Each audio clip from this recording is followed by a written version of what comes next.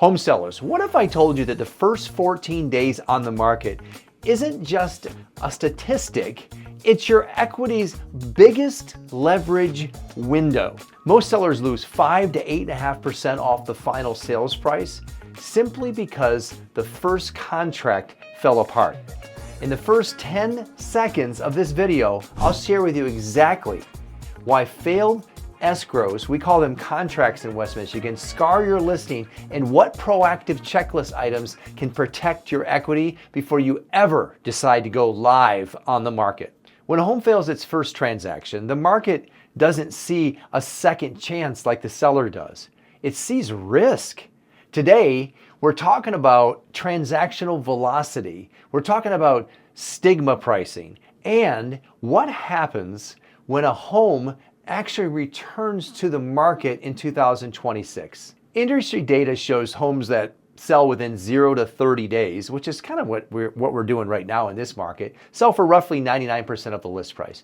But if homes cross that 30 to 60 day threshold, especially those that are back on the market, we call it BOM, these sellers often see an average sale price drop to about 95% of the original list price. So a 5% discount to buyers, and properties sitting on the market well after 120 days can drop down to almost 91%. That's a 9% discount, and that's a meaningful erosion of your net proceeds, something nobody wants at selling their home, because every percentage point is your equity. So here's a core risk.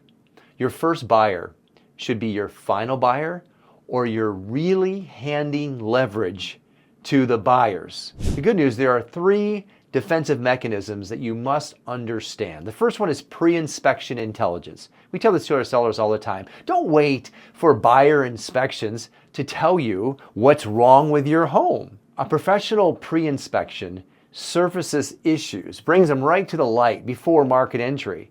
If you know there's a minor defect, repair it. If it's cosmetic, price accordingly. Pretty simple, right? What this does is it removes the hidden defect fear that creates a stigma discount. The second is what we call buyer vetting protocol. Too many agents let unqualified buyers tie up your real estate listing. What we do is we use a loan qualification checklist and proof of funds verification before accepting any offer on your home. This reduces the chance of a deal falling apart, collapsing midstream due to financing velocity. And finally, transaction management rigor is what we call it. A failed inspection, appraisal gap, or financing snag shouldn't be a surprise. Proactive communication with the buyer's agent and the lender avoids typical derailers, which means that your first contract stays on track from the time it goes under till the time to get to the closing table. Now let's break down why a failed start hurts you more than you possibly can think of.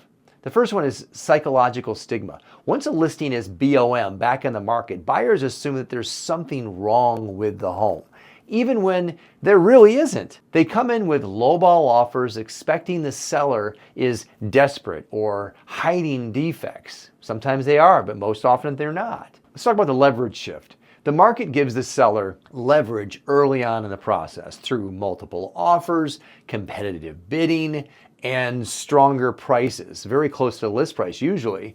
But once it's BOM, back in the market, leverage flips to buyers. This is something that most sellers don't understand. Disclosure and liability. If an inspection reports a material defect, you must disclose it in future marketing. What was a private negotiation becomes a public risk, which reduces your buyer pool. Financing constraints. Issues flagged in inspections can lead to what we call subject to requirements or appraisal conditions that disqualify these big buyer pools, FHA, VA, and that shrinks the buyer pool even further. Holding costs. Every extra month on the market hits you with more taxes, insurance, interest, maintenance, all eating into your net proceeds. If we translate that stigma into numbers, that 5% to 8.5% erosion isn't theory. It's real cash out of your pocket. Imagine listing your home and you receive a super strong offer and then watching the deal fall apart at the point of inspections, usually 5 to 7 days. Now the clock resets. Now instead of multiple buyers competing, you're now looking at a listing that feels super stale. Buyers come in thinking, what happened here? What's wrong? And then they submit lowball offers much lower than they would have in the first place, not because the home has changed. It hasn't, right? But because of perception. Perception has changed. Now imagine a different scenario. Before going to market, you run a pre-inspection, fix or price for all known issues, and then only entertain qualified buyers with strong, super strong financing or cash. Cash is king, and your contract closes clean. Your listing never sits, and you keep that coveted price leverage in your favor. Here's what you can do in the next 24 hours if you're planning on selling 2026. First one, order a professional pre-inspection if you haven't already. Number 2, compile an inspection documentation that you can share with every buyer straight up front. This is what we fixed. Set up buyer vetting rules with your agent. Proof of funds, lender pre-approvals before any showing even happens. If you do these steps up front, you position your home to sell in the first leverage window, not the secondary market phase that happens after your home falls apart. Your first buyer should be your final buyer, which protects your valuable equity. This is not optional, it's tactical. Hey look, if you're planning to sell your West Michigan home in spring 2026, book a strategy session with me now to build your pre-listing risk mitigation plan. And then you'll do that and protect your equity, which you deserve that. Go to soldbyyoder.com and then comment first shot below in the comments if you want my free pre-inspection and buyer vetting checklist. I'll send it right over.